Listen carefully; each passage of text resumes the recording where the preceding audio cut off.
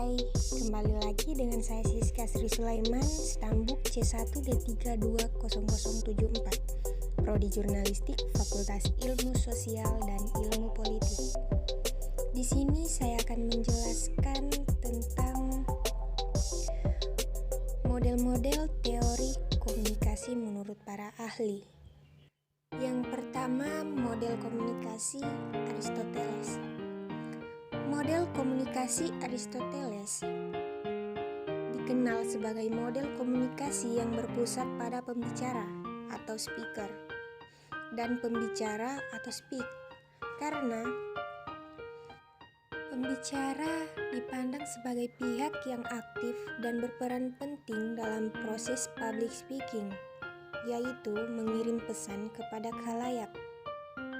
Selain itu, model komunikasi Aristoteles ini dikenal sebagai model komunikasi satu arah.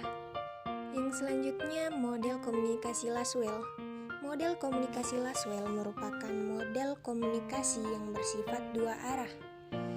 Yang ketiga, model komunikasi Shannon dan Weaver.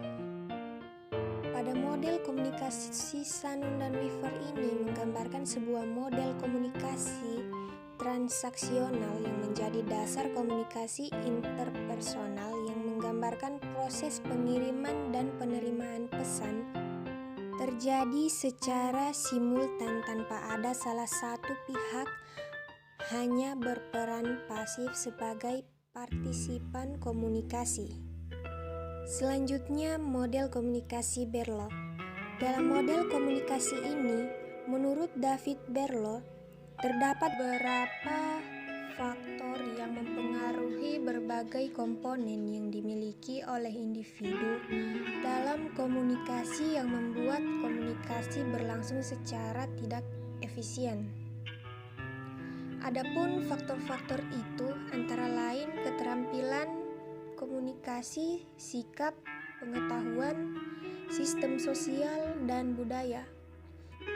Yang selanjutnya, model komunikasi Barnlund. Pada model komunikasi Barnlund merupakan model komunikasi linear yang bersifat statis ke model komunikasi yang bersifat dinamis dan bersifat dua arah. Yang selanjutnya, model komunikasi Schramm dan Osgood. Model komunikasi terakhir yang kita pelajari adalah model komunikasi yang sebenarnya dikenal oleh Wilbur Schramm, akan tetapi karena model ini terinspirasi dari teori Ryan A. Osgood, maka model komunikasi ini seringkali dikenal dengan sebutan model komunikasi Osgood dan Schramm, atau dikenal pula sebagai model komunikasi. Yang selanjutnya, konsep, teori, dan model.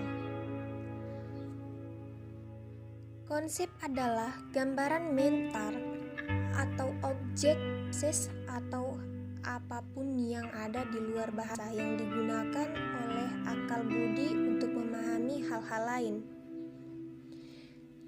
Sedangkan teori adalah serangkaian bagian atau variabel definisi dan dalil yang saling berhubungan yang menghadirkan sebuah pandangan sistematis mengenai fenomena dengan menentukan hubungan antar variabel dengan maksud menjelaskan fenomena alam. Yang selanjutnya, model adalah bentuk representasi akurat sebagai proses aktual yang memungkinkan seseorang atau sekelompok orang mencoba bertindak berdasarkan model itu.